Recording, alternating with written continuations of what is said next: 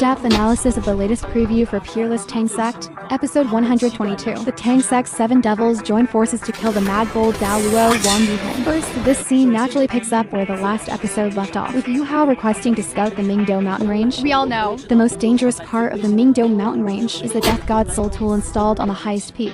Therefore, Yu Hao must descend to an altitude of 5,000 meters, and then approach by gliding, to ensure his own safety. Thus, in the end, Dai Hao chose to personally send Yu Hao to a high altitude. He even revealed his martial soul avatar in the end, carrying Yu Hao as he continued to fly. The reason Yu Hao in this scene looks a bit sad is because he was thinking of himself as a child. As the saying goes, when a child is young, the first hero in their heart is their own father. Yu Hao was naturally no exception, but due to the Duchess's deliberate concealment, let alone being carried by his father, Yu Hao couldn't even get a glimpse of him. This is ultimately why he held such hatred for his father.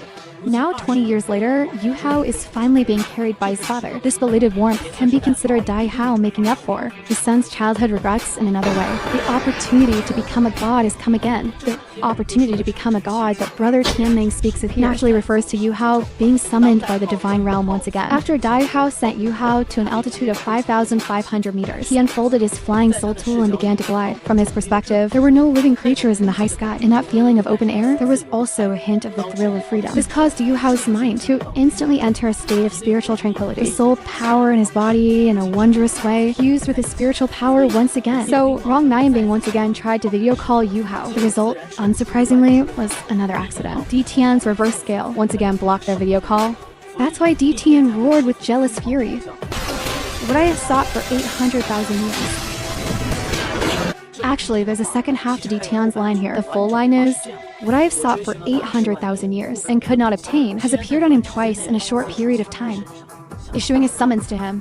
why is it so unfair? Is it just because I am a spirit beast and he is a human? In fact, it really is because D Tian is a spirit beast. The divine realm does not allow spirit beasts to become gods. The continent also has its own rules suppressing them. Even with 990,000 years of cultivation, D Tian is still unable to break through. Of course, the million-year tribulation is something he has even less chance of passing. In Soul Land Forward, D Tian perishes while facing his tribulation, and only then becomes Lang Zhuanyu's spirit soul. He's locking on. This scene is Yu Hao gliding down from 5,000 meters to 3,600 meters. Logically speaking, Yu Hao's spiritual imitation can evade many types of high-altitude soul tool detectors. Thermal induction is completely useless, but unexpectedly, the Sun Moon Empire had developed a dual attribute soul tool detector for spiritual fluctuations. That is the white light in front of Yu Hao in the scene. The white light has no offensive capability, but its area of coverage is over 500 meters wide. A width like that is simply impossible to dodge by flying. So Yu Hao Decisively retracted the flying soul tool on his back, letting his body go into a free fall, descending rapidly. Although he dodged this wave of detection, Yu Hao dropped from his previous 3,500 meters down to 2,500 meters. This altitude is equivalent to entering the encirclement of all of the Sun Moon Empire's detection soul tools. Therefore, The Sun Moon Empire decisively launched fixed position soul guidance cannon shells. Besides several Class 6 fixed position shells, there was also a flying soul engineer team,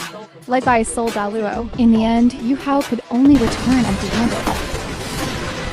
I want to experience the Death God Soul Tool for myself. This scene is actually Yu Hao's second time scouting the Mingdo mountain range, because the first stealthy infiltration was already discovered. Yu Hao's Second plan was to prioritize destroying the detectors. Of course, destroying doesn't mean smashing them, but hacking their signal for temporary control. After all, these detectors each cost tens of millions and contain a lot of complex soul tool technology.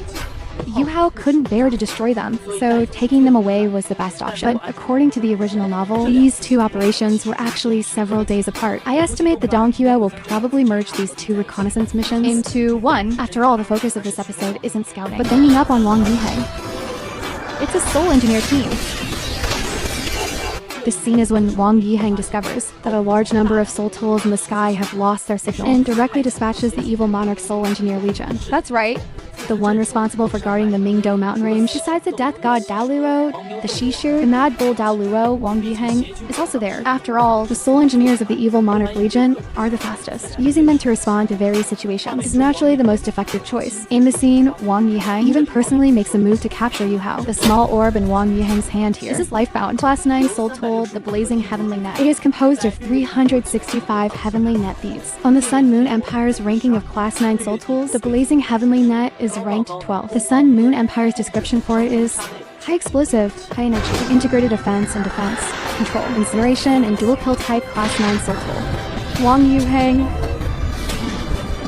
This scene is Yu Hao luring Wang Yuheng into the group's encirclement. However, what was unexpected was that this fellow, Wang Yiheng, is not only a Class 9 soul engineer, but also a titled Daluo soul master with a decent martial soul. His martial soul is the Blazing Mad Bull. Although it can't compare to an ultimate martial soul or a super martial soul, it's considered quite formidable in the Sun Moon Empire. So when he realized he was isolated and without support, he directly unleashed his martial soul avatar to fight for his life. Dragon God's Heavenly Grief Dance. He can actually fuse 9 absolute soul skills. The Dragon God's Heavenly Grief Dance is Tang Wutan's 6th soul skill. It evolved from Wang Domer's Butterfly God's Dance. Although it only briefly blocked the blazing heavenly net unleashed by Wang Yang for a few seconds, it's still equivalent to directly confronting a Class 9 soul tool unleashed by a Class 9 soul engineer. In my opinion, the pace of this episode is quite fast, but in the original novel, it took everyone about 5 or 6 chapters to kill Wang Yiheng. I estimate the Donghua might not finish the fight in the next episode. It might end right here. After all, the best part is always in the next episode. What are everyone's thoughts on this?